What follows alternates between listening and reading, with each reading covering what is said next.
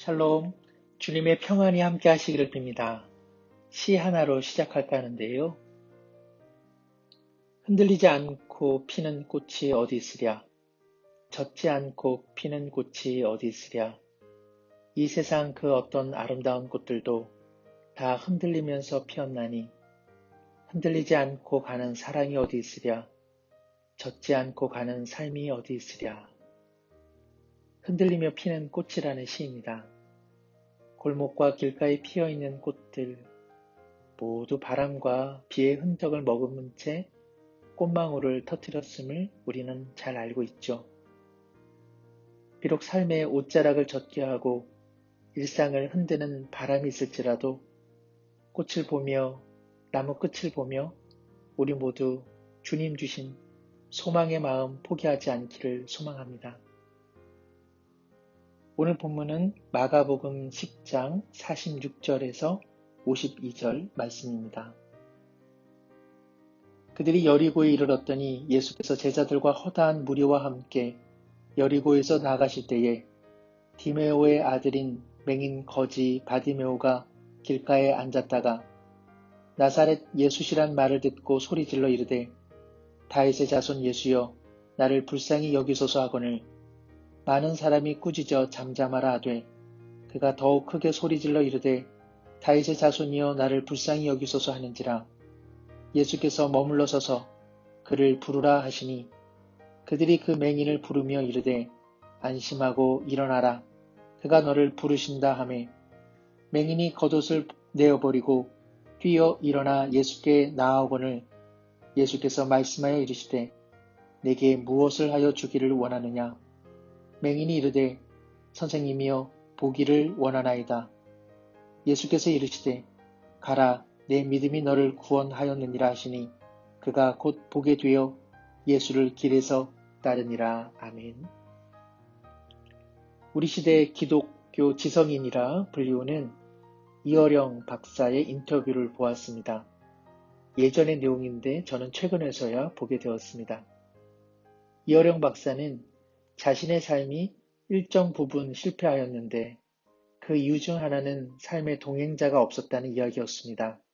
인생에서 동행자였다고 생각한 사람들에게 때론 배신당했고 동행자였다고 생각한 사람들이 도리어 자신의 경쟁자였다고 말합니다. 물론 이어령 박사의 이와 같은 이야기는 자신의 성찰과 남은 삶을 어떻게 살 것인가 하는 자기 반성적 고백이라 생각은 듭니다. 우리의 삶의 길에는 동행자가 있습니까? 마음 따뜻하게 동행하며 함께 걸어가는 사람들을 얼마나 갖고 계신지요?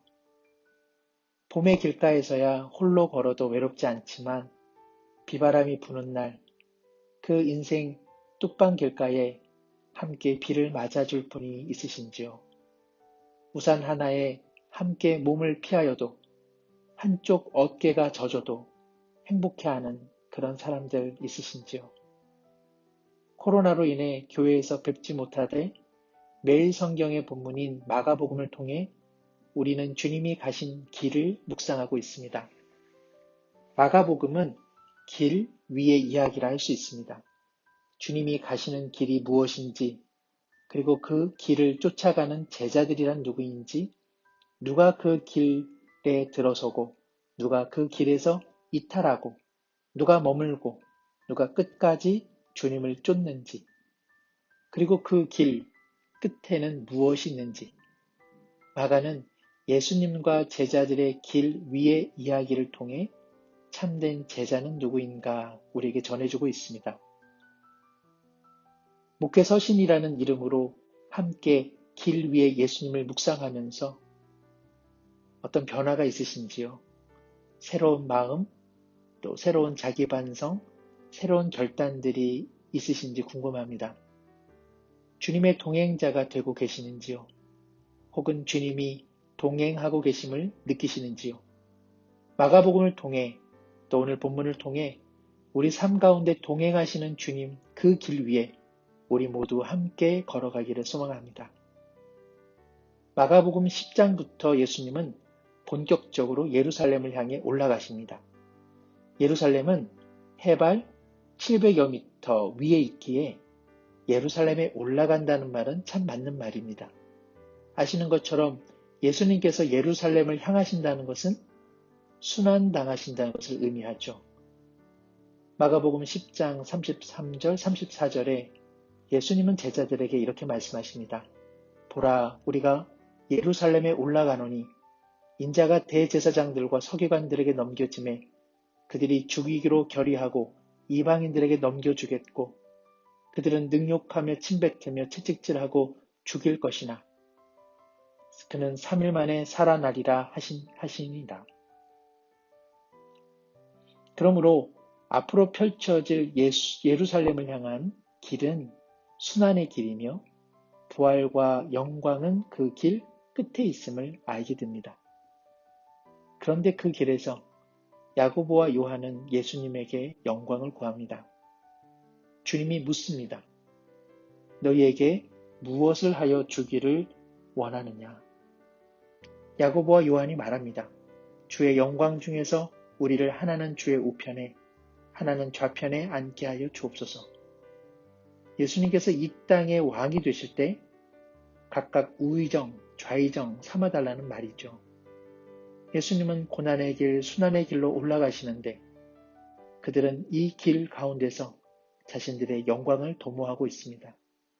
같이 길을 가고 있지만 어떻습니까? 사실상 주님과 동행하고 있지 못하는 것이죠. 이런 배경 속에 한 사나이가 등장합니다. 오늘 본문인 46절 길가에 서 있는 앉아있는 바디메오입니다. 그에 대해 비교적 상세한 설명이 나와 있는데요. 바디메오는 디메오의 아들이며 그는 시각장애인이고 구걸하는 자라고 기록되어 있습니다.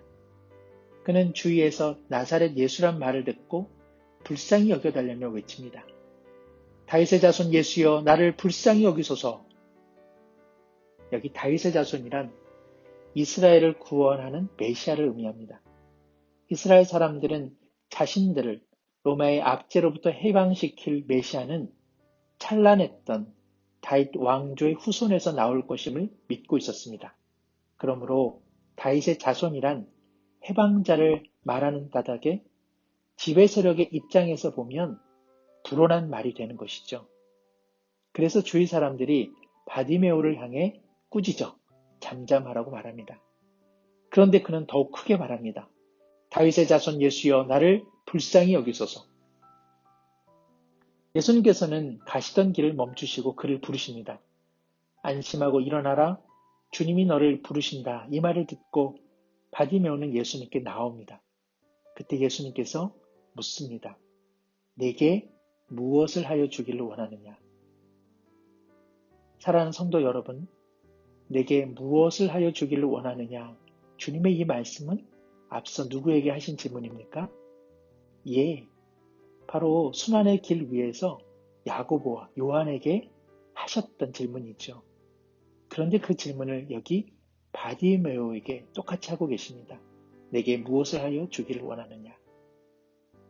우리는 야고보와 요한의 이야기에 이어 시각장애인 바디메오의 이야기가 여기 기록된 이유를 알 필요가 있습니다.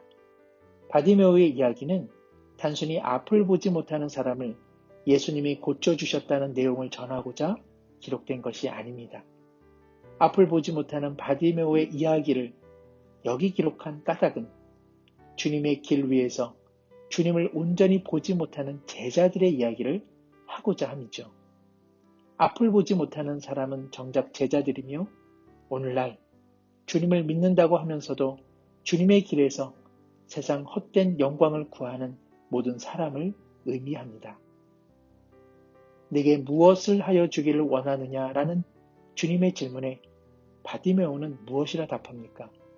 51절에 이르되 선생님이여 보기를 원하나이다. 여기서 보기를 원한다라고 하는 것은 단순히 앞을 보았으면 좋겠다 그런 내용이 아닙니다. 주님이 가시는 그 순환의 길과 그 길 끝에 있는 영광을 보고 싶다는 것입니다. 50절의 바디메오는 주님이 자신을 부르신다는 말씀에 이미 겉옷을 내버리고 뛰어 일어나 예수님께 나아갔습니다. 복음서에서 옷이란 그 사람의 정체성을 의미합니다. 혈루병 앓던 여인이 예수님의 옷자락을 만져 치유를 얻었다는 것은 옷에 능력이 있다는 것이 아닙니다. 그 옷이 예수님과 일치하는 의미가 있었기에 치유를 받은 것이죠. 변화산에서 예수님의 옷이 희게 변하였다라고 하는 것은 무엇을 의미합니까? 주님의 영광, 그 정체성을 의미하는 것이죠. 그러므로 여기 바디메오가 겉옷을 벗고 주님께 나왔다는 것은 보지 못함에 지난 자신의 인생, 그리고 구걸하던 자신의 인생이 이제는 지나갔음을 말하는 것입니다. 그는 주님께 보기를 원하되 단순히 못 보았던 세상 보기를 원하는 것이 아니라 새 차원으로 세상을 보며 살아가길 갈망한다고 답하고 있는 것입니다. 겉옷을 벗어 던짐으로써 그는 구걸 인생에서 구도의 인생으로 바뀌어집니다. 52절에 주님께서는 가라, 내 믿음이 너를 구원하였느니라 말씀하십니다. 사랑하는 성도 여러분, 믿음에는 구원 얻는 믿음이 있고 허망한 믿음이 있습니다. 예수님을 참으로 신뢰하고 주님을 바르게 믿는 믿음은 구원받는 믿음이지만 주님을 믿는 것 같으나 세상 영광과 자기 욕망을 충족시키려는 믿음은 구원 얻는 믿음이라 할 수 없습니다. 바디메오가 보게 되자 첫 번째 한 일을 성경은 이렇게 기록합니다. 52절, 그가 곧 보게 되어 예수를 길에서 따르니라. 어디서 따른다고요? 길에서. 예, 길에서 따릅니다. 기꺼이 길 위의 예수님과 동행합니다. 무엇을 달라고 하던 구걸 인생에서 주님의 길을 찾는 구도자의 삶으로 나갑니다. 그는 참으로 보았습니다. 그래서 그 길에서 주님을 따릅니다. 안타깝게도 정말 보고 있지 못하는 사람들은 제자들입니다. 여전히 주님께 무엇을 달라고 하는 구걸 인생자들은 바로 제자들입니다. 그러므로 주님과 길 위에 있었지만 제자들은 멈춰서서 주님을 따르지 않고 있습니다. 바디메오 이야기는 우리에게 정말 주님을 보고 있는지, 늘 주님께 무언가만 달라는 구걸 신앙은 아닌지, 주님을 따르고 믿는다는 것이 무엇인지, 주님과 동행하는 참된 의미가 무엇인지 질문하고 있습니다. 오늘 너희에게 무엇하여 주기를 원하느냐 말씀하시는 길 위에 주님 앞에 우리는 어떠한 삶을 살고 있습니까? 우리는 어떠한 믿음을 나타내고 있습니까? 우리는 어떤 대답을 하시겠습니까? 사랑하는 모든 성도님들 심령마다 주님께서 살펴주시는 은혜 가득하기를 소망합니다. 한마음 기도의 제목 중 세 번째 개인을 위한 기도문을 잠시 기도의 마음으로 읽고 마무리 기도하도록 하겠습니다. 개인을 위한 기도, 모든 상황이 힘겹고 어려운 때이지만 하나님을 더욱 사랑하고 공동체 모임을 사모하며 말씀을 통해 주님과 친밀한 교제와 동행이 이루어지게 하여 주옵소서. 아멘. 고난주간과 부활주일이 다가오는 이때에 그리스도의 십자가의 은혜를 더욱 바라보게 하시고 날마다 그리스도를 닮아가는 삶이 되게 하여 주옵소서. 아멘. 각자 삶의 형편을 살펴주셔서 일용할 양식과 필요한 모든 것을 공급해 주옵시고 다른 이들을 돕고 섬길 수 있는 넉넉한 마음도 우리 가운데 허락해 주옵소서. 아멘. 사랑의 하나님 아버지, 우리를 사랑하사 우리 가운데 보내신 예수님께서는 예루살렘을 향해 골고다를 향해 오르고 계십니다. 그 순환의 길 가운데 우리 역시 동행하고 있습니다. 이 길에서 우리는 어떠한 모습으로 살아가고 있는지요? 여전히 구하고 얻고자 하는 구걸신앙만으로 살아가는 것은 아닌지 회개합니다. 우리의 연약함을 불쌍히 여겨 주옵시고 주님께서 보시는 시선으로 삶을 보고 세상을 보고 이웃을 보고 사명을 보며 살아가게 하옵소서. 우리 모두 구원 얻는 바른 믿음을 얻게 하여 주옵소서. 우리 공동체와 흩어진 성도들과 각 가정을 위탁드리오며 예수님의 이름으로 기도드리옵나이다. 아멘.